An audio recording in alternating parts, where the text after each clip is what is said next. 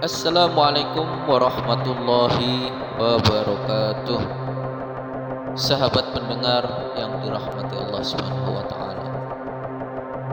Kembali lagi di channel TV Inyong.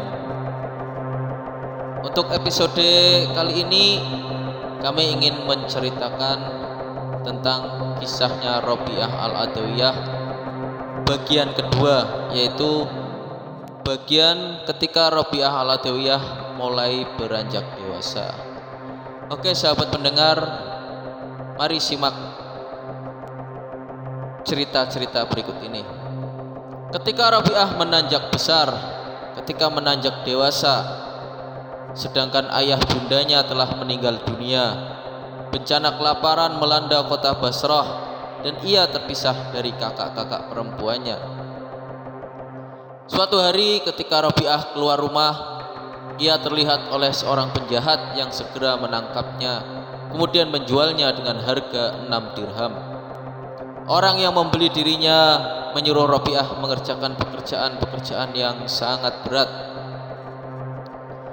Suatu hari ketika ia berjalan-jalan, seseorang yang tak dikenal datang menghampirinya. Robiah pun melarikan diri. Tiba-tiba ia jatuh tergelincir hingga tangannya terkilir.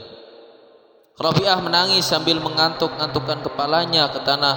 Ya Allah, aku adalah seorang yang asing di negeri ini, tidak mempunyai ayah bunda, seorang tawanan yang tak berdaya, sedangkan tanganku cedera. Namun semua itu tidak membuatku bersedih hati. Satu-satunya yang kuharapkan adalah dapat memenuhi kehendakmu dan mengetahui apakah engkau berkenan atau tidak. Robiah, janganlah engkau berduka. Sebuah suara berkata kepadanya, esok lusa engkau akan dimuliakan sehingga malaikat-malaikat iri kepadamu. Robiah kembali ke rumah tuanya. Pada siang hari ia terus berpuasa dan mengabdi kepada Allah, sedangkan pada malam hari ia berdoa kepada Allah sambil terus berdiri sepanjang malam. Pada suatu malam tuannya terjaga dari tidur dan lewat jendela terlihatlah olehnya Robiah sedang bersujud dan berdoa kepada Allah. Ya Allah, engkau tahu bahwa hasrat hatiku adalah untuk dapat mematuhi perintahmu dan mengabdi kepadamu. Jika aku dapat mengubah nasib diriku, niscaya aku tidak akan beristirahat barang sebentar pun dari mengabdi kepadamu. Tetapi engkau telah menyerahkan diriku ke bawah kekuasaan seorang hambamu. Demikianlah kata-kata yang diucapkan Robiah di dalam doanya itu. Dengan mata kepalanya sendiri, si majikan menyaksikan betapa sebuah lentera tanpa rantai tergantung di atas kepala Robiah, sedang cahayanya menerangi seluruh rumah. Menyaksikan peristiwa ini, ia merasa takut. Ia lalu beranjak ke kamar tidurnya dan duduk merenung hingga fajar tiba. Ketika hari telah terang, ia memanggil Robiah, bersikap lembut kepadanya, kemudian membebaskannya. Izinkanlah aku pergi, Robiah berkata. Tuannya pun memberikan izin. Robiah lalu meninggalkan rumah tuannya, menuju padang pasir, mengadakan perjalanan menuju sebuah pertapaan, di mana ia untuk beberapa lama membaktikan diri kepada Allah. Kemudian ia berniat hendak menunaikan ibadah haji. Maka berangkatlah ia menempuh padang pasir kembali. Barang-barang miliknya dibuntalnya di atas punggung keledai. Tetapi begitu sampai di tengah-tengah padang pasir, keledai itu pun mati. Biarlah kami yang membawa barang-barangmu. Lelaki-lelaki dalam rombongan itu menawarkan jasa mereka. Tidak, teruskanlah perjalanan kalian, jawab Robiah.